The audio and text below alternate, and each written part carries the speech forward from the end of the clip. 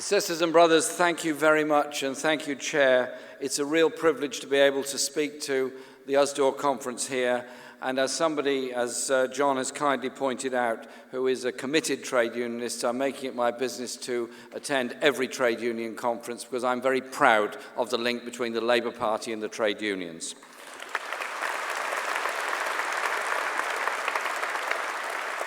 And it's great being here in the Winter Gardens. I first came to a Labour Party conference here as a young man of 19 or 20, and the atmosphere then was very different to today. The lighting was worse, everybody was smoking, there was a conspiracy going on behind every pillar, and by the end of the day, if you're sitting over there, you couldn't even see the platform here, but you thought there were probably people still on it. We've moved on a bit with health and safety in the trade union movement. And I want to thank John for being General Secretary for 12 years and Paddy as Deputy General Secretary, who's also Chair of the National Executive Committee of the party. And Paddy, I'm sure you all agree with me, is the most incredibly patient man. He allows me to give very lengthy reports to the National Executive and never ever interrupts me. Thank you, Paddy, for that. You come together as a union, we come together as a party, Labour comes together as a movement because together, political parties, trade unions are stronger together than apart. Your union was founded by very brave people and also people that saw the future in a way that many other unions had not. For example, Annie Tynan was the first ever woman organiser of a trade union in one of the predecessor unions of Usdaw in 1911 in Manchester. At the time of your union's foundation in 1891, there were 1.5 million agricultural workers in Britain. There were 2.3 million people working in the catering and domestic sector, and there were 750,000 people working in shops. And a member of your union, who later went on to be a very famous person, Margaret Bonfield, was working for the Women's Industrial Council and became a sort of undercover spy in various big department stores, particularly in London and other places, and worked out just how disgracefully treated shop workers were in those days. Not allowed ever to sit down at work, made to run between events, never to delay in any way in dealing with a customer, forced to live in tied accommodation where they were not even allowed to put personal mementos on the wall of the rooms they were often sharing with other people. They were frankly treated as serfs. Her information was then fed to various newspapers and became the investigative reporting of its day. The average working week for shop workers then was 75 to 90 hours per week. Only the co-op in certain places employed people for 48 hours per week. Margaret Bonfield later went on to become a Labour Member of Parliament and later went on to become the first ever woman cabinet minister in a Labour government in 1929. That was the origins of your union, and it's those people to whom we owe an enormous debt of gratitude. They went through enormous dangers and odds to found our trade unions and give us a political party which is there to serve the people of this country, to bring about real respect for people at work, real justice, real decency in pay and conditions. Then, as now, they're always under threat from those that want to exploit rather than work with people in the workplace. Together, we provide that strength and security for each other, whether it's a Labour council in your neighbourhood or working for a Labour government in 2020. We now have, in the Labour Party, 400,000 members. We have 100,000 registered supporters. We have 3 million affiliated trade union members. We are a very big movement of people.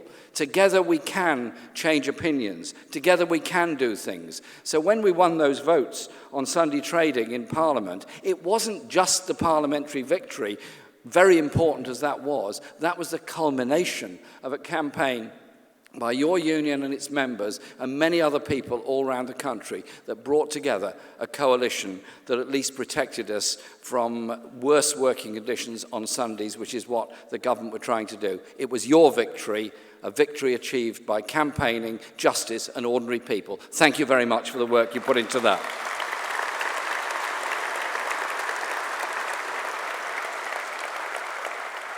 I also want to thank Usdaw for the most practical of help the Labour Party has ever received from anybody. You provide the best possible canvassing bags for us to put our literature in when we go out knocking on doors. They're recyclable, reusable, and I've got plenty of them at home I often use, and I hope you'll forgive me for saying this.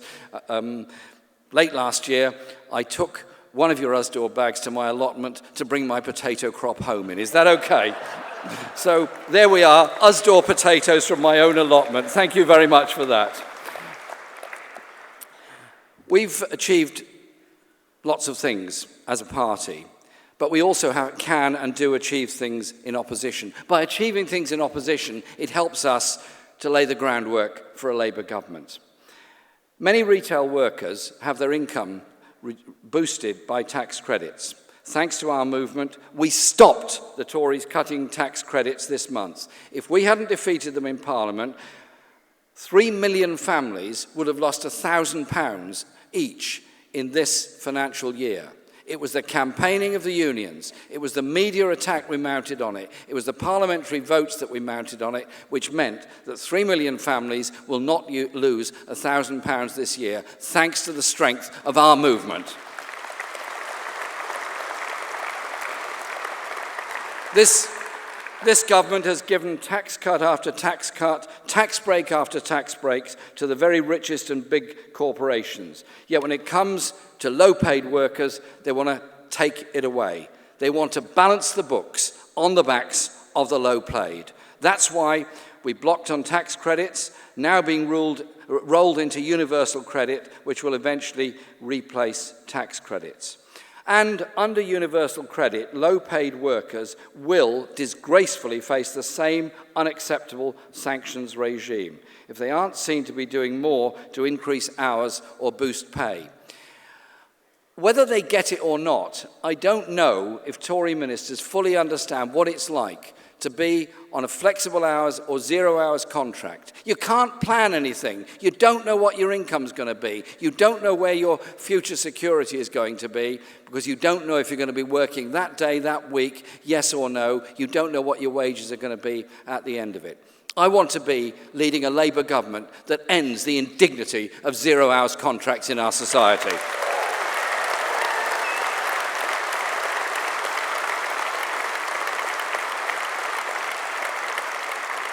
Let's be clear, the fault for low pay or insecure hours lies with employers, not with workers. The boost this year in the minimum wage for workers over 25 is, of course, welcome. But it's not a living wage. Let's not call it a living wage because it isn't one. We will continue the fight for a real living wage for workers of all ages, not just those over 25. If you're young,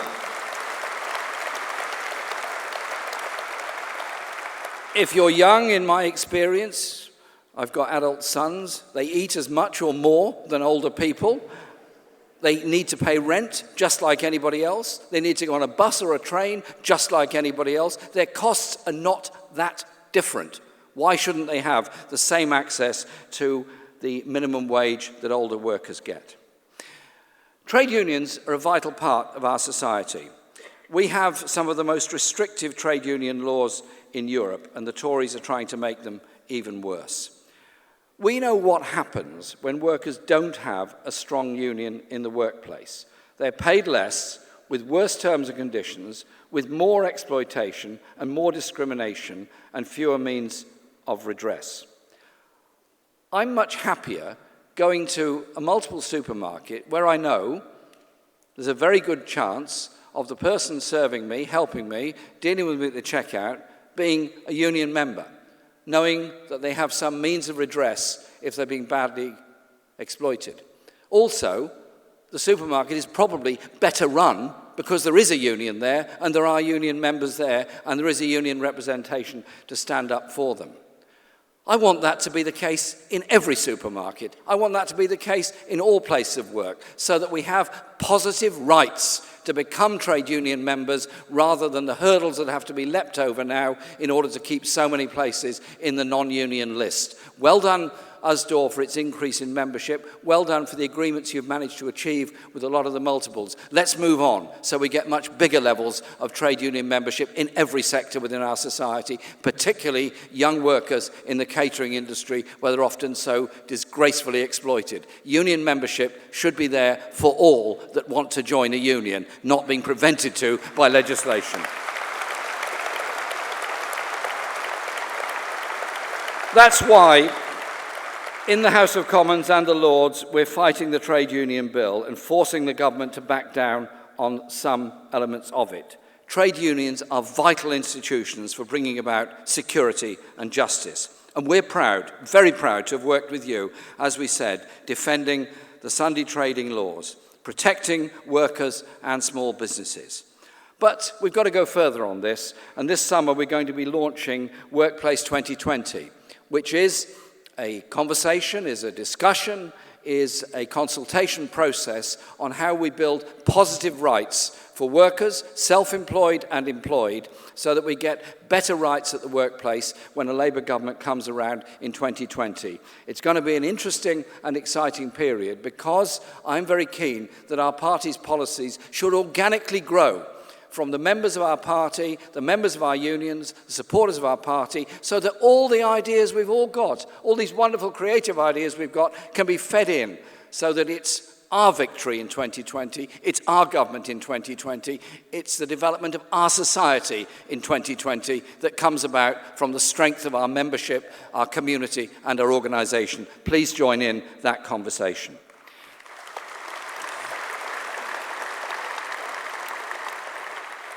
Many people in the workplace, unfortunately, face bullying, face abuse, and the Freedom from Fear campaign is one that our party and our movement supports. No worker anywhere should face violence or abuse from any quarter, be it a manager, be it a supervisor, be it a member of the public, be it a customer coming into a shop. There has to be zero tolerance of abuse of those that are working in the retail or catering sector or transport sector or any other. And it's up to the managements to chase this stuff down straight away so we don't tolerate any of that kind of abuse.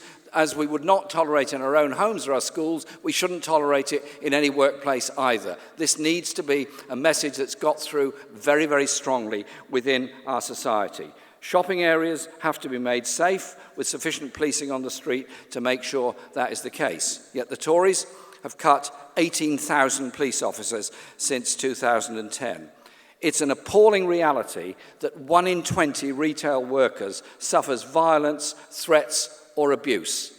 I want you to know that we fully support the union in its campaign for zero tolerance of any threat in the workplace.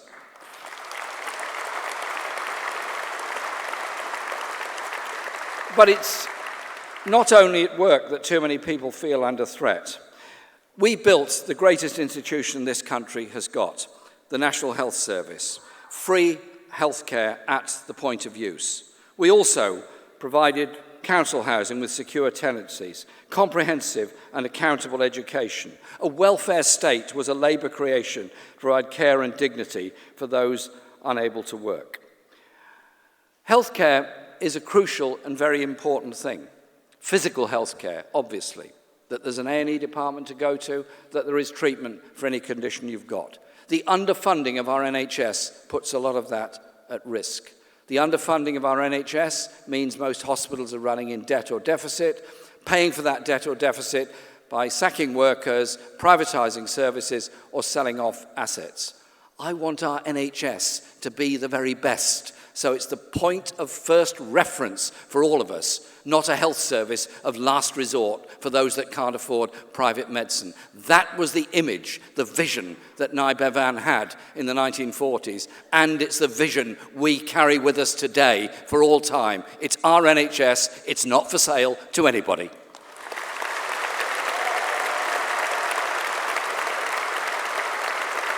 But there is also a mental health crisis in this country.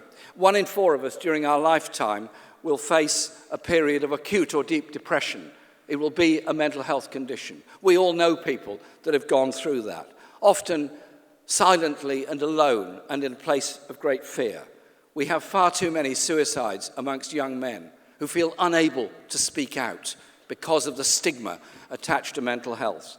So I was very proud to appoint a shadow cabinet member for mental health, solely for mental health, to show that we, the Labour Party, we, the Labour movement, treat this very seriously. End the stigma, end the abuse, support those people that are going through a crisis, and properly fund our mental health services so that people can be supported and helped recover from it and come back to work or go back to whatever they want to do, so that we as a society reach out to all and don't treat those with mental health conditions with abuse, with contempt, with jokes and ill-placed humour. It's not funny. We want to be a strong and caring society by looking out for everybody who's going through a mental health condition. So I want to congratulate Usdaw on using your charity for supporting MenCap, and also urge you, if you can, to attend the Young Members fundraiser on Tuesday evening at this conference to support MenCap. Thank you, Usdaw, for what you're doing on that. It's also, though, a question of how we approach people and how we deal with people. Yes, it's very easy to throw abuse around and throw personal abuse around and reduce politics to personal abuse. It doesn't work. It alienates everyone from the political process. It's ideas that matter. It's treating people with the respect that matters. It's not responding to this kind of abuse. I don't do it. I don't expect it from others. I want us to have civilized, intelligent, political debate about the issues that matter to people, not make politics some remote abusive theatre that loses the interest, the support and the participation of a vast number of people. We're engaged because we're serious about inequality and injustice, and we're very serious about how we propose to end that and change our society. The Tories are attacking trade unions. The Tories are attacking so much of what we've achieved. And nobody's under attack more now than some of the most important workers in our health service. The junior doctors should not be called junior doctors. They're qualified, hard-working, very experienced people on whom we all rely. And I say to Jeremy Hunt, the Secretary of State, think for a moment. Don't impose a contract on them. Don't attack the junior doctors. Recognise the vital role they play within our NHS. Come to an agreement with them, because that is what they want. They want our NHS to succeed. They're working for an NHS because they believe in it. They are the lifeblood of the NHS, and they have our support in trying to run the NHS in the proper way, not the abuse of them that's being heaped upon them by this Tory government. I'm with the junior doctors.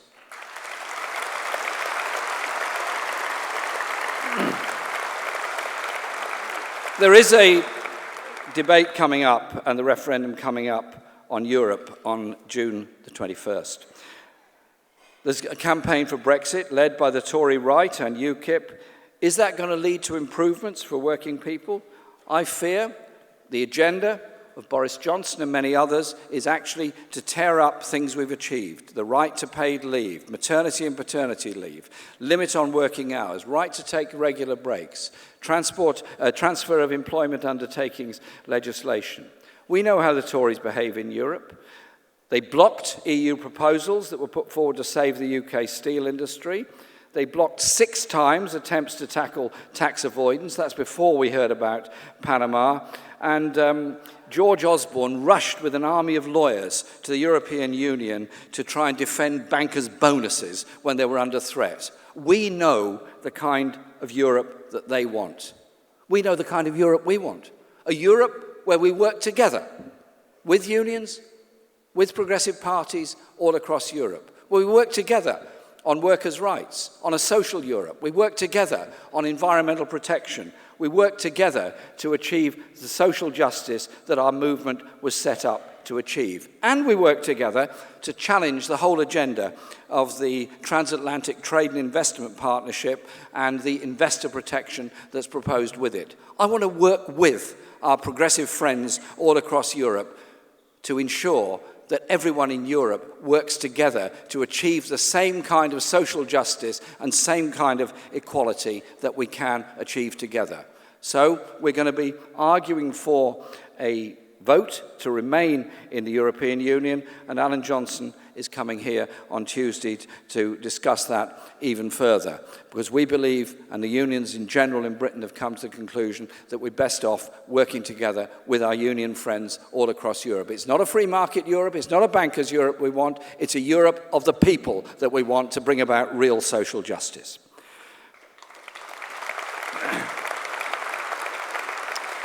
And tomorrow in Parliament, the government is putting forward a proposal to try and vote down an amendment put forward in the House of Lords by Lord Dubs, Alf Dubs. Alf Dubs came to Britain as part of the Kinder Transport before the Second World War, and he's spent his life campaigning for justice for people.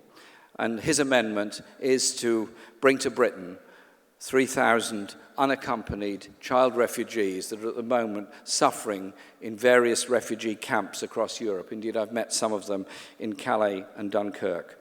We're going to be voting to defend Alf's House of Lords amendment. We're going to be voting tomorrow as a party that we show humanity and care and reach out to those refugee children. We could all be refugees in a different situation, in a different place. The way to deal with it is political solutions. The way to deal with it is humanitarianly reaching out to people who are trying to survive in a desperate world. So we're going to be voting for that tomorrow to show that we want a humanitarian solution to this crisis, not barbed wire, tear gas and abuse of people. Surely humanitarian instincts should come first, not last, in this particular debate.